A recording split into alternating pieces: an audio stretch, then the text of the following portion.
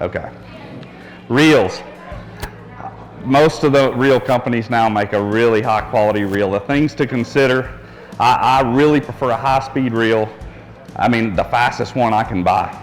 And the reason is for me, flipping pitching is strictly a vertical presentation. Most of the strikes occur from when the bait hits the water till it hits the bottom.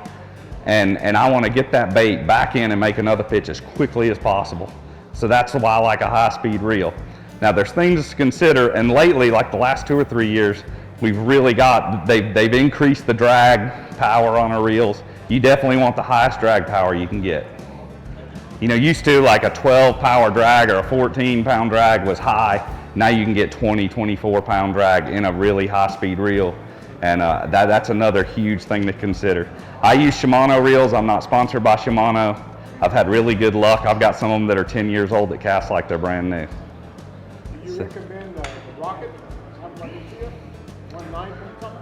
I'm sure it's a good reel. I've never tried the Garcia reel. I do experiment with. I actually fished with Daiwa reels all week this week, and I was very impressed with the Daiwa products, like in the saltwater and freshwater. And like I said, I don't have a reel sponsor, but I prefer Shimano. Any other questions about reels? Okay. You don't have a reel sponsor. I just prefer Shimano. I don't know. Well, how come you don't have a sponsor? Maybe they just don't like me. I don't know. No, I know the folks at Shimano very well, and you know, Shimano is a company which it also includes G Loomis, and I really prefer my Halo flipping sticks over the Loomis. It's the bottom line. I mean, I actually designed a lot of the rods that I fish with every day on tour, and I know they're right.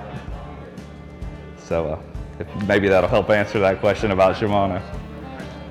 It seems more efficient to pitch right, reel left with a lefty reel. Do you think most anglers just use right because they're used to it? About basically switching hands or using a left-handed reel. There's a lot of great flippers that don't change hands. There's a lot of great flippers that do. Like Jason Christie, Andy Morgan, and myself, I change hands. I think your Denny Brower, maybe, I don't think Tommy Biffle, I think he fishes, you know, he casts with his left hand, reels with his right. You know what I'm saying? Like he doesn't change hands. So left-handed reel, you get the line wrapped around the handle when you're doing this. Right. Yeah. The question he's asking is basically my normal pitch is I pitch with my left hand. Now you got me confused. I don't even know how I pitch. I pitch with my right hand. I can actually do it with both hands, and I do it with both hands. But on a really long, accurate cast, I'll actually hold the reel, rod and reel in my right hand, make a pitch, and then change. But a lot of guys, what he's saying, prefer this technique where you don't change hands. It's strictly up to you. Like I said, there's great flippers and pitchers that do it both ways. So if you're comfortable doing it like this, by all means, and that's what you should do. Okay? That's reels. Don't let me hook you. All right, line. This is something that's really a lot of personal preference. Yeah, I keep it really simple, and I think I already covered it a little bit, but I use fluorocarbon with the 7/6 flipping sticks, and anytime I'm fishing wood or rocks, docks, laydowns, I don't like braided line in those situations. I tend to get hung up a lot. The braided line tends to dig into like bark and stuff, and gin clear water, you know, like down here, you know, I'm not real sure. Like when I went to Havasu the other day and fished those toolies, it was really, really clear. And but more than likely, when I show up on a braid on my rod, if I don't feel like I'm getting enough bites, I'll probably change. But when I would go to braid it, like I said, anytime I'm fishing vegetation, lily pads, any kind of grass, and to me, it really, I haven't been able to tell there's a huge difference in the number of bites I get if I'm fishing grass.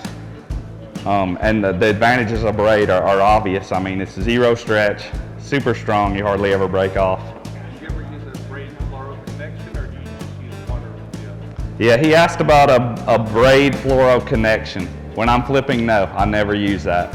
I use that connection on all my spinning equipment, which is that exact opposite end of the spectrum of what we're talking about here. This is big rods, big line, and and techniques that I use to catch big bass out of heavy cover. I mean, and that's the biggest advantage about the whole flipping technique and pitching technique in the beginning is you put all the advantages in. I think big bass prefer to live in those kind of places.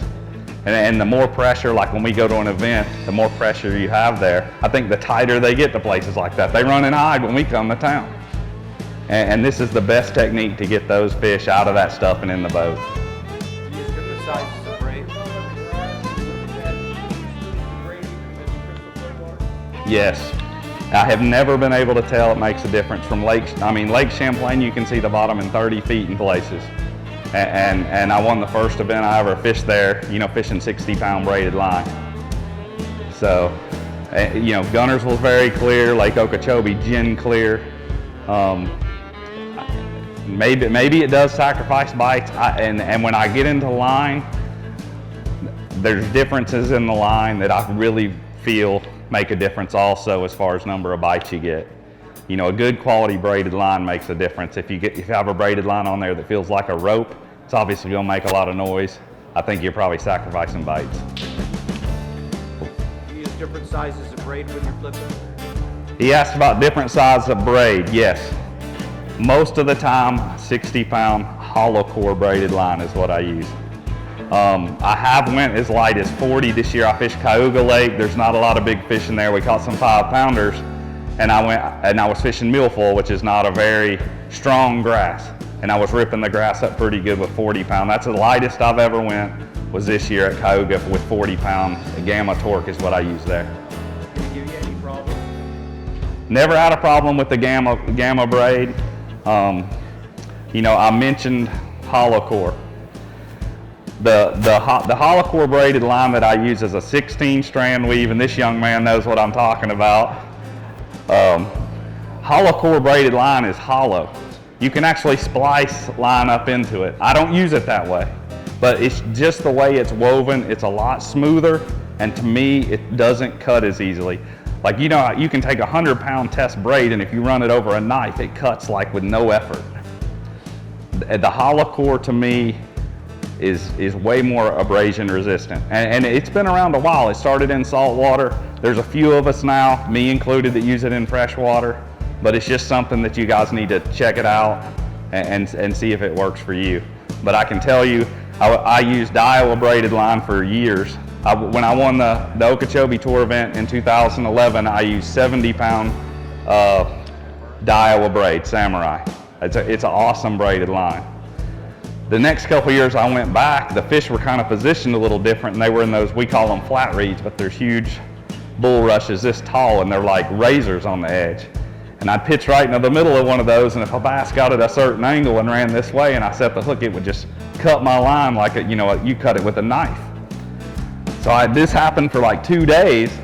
And the next day I was like, you know what, Gamma sent me this new line. And I'd used hollow core before this point, and I wasn't sponsored by Iowa when I used that line. So I was obviously just going to use the best line. So I had this hollow core in my box, and I put it on, and I went out the next day, and then the next day. And like 5 days later, I haven't lost a single fish, and I started pulling those fish out. It's what I'm talking about, experimenting. And that was probably 3 years ago. I've used that line for the last 3 seasons. Yeah, 60-pound test. It comes in 60 and 80, but I've never broken off the 60. So the only drawback to the hollow core that I found is after you use it about a week, it tends to get flat. You mentioned that to me the other day. It kind of lays flat on your reel, so if you turn it one way, it looks kind of thin, and if you turn it the other way, it looks kind of wide. But I'm pitching this stuff through hyacinths and matted hydrilla and stuff, and I don't think the fish is really studying my line.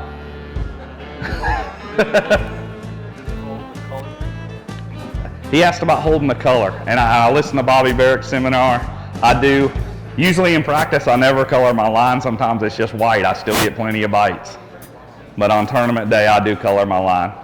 And if I'm flipping deep grass, another little trick that I do, like I've caught fish at Seminole in 20 foot where it was matted grass on top, and I've caught them where they were 17 foot down. So staying in contact with your bait and knowing where it is in the water column was very important.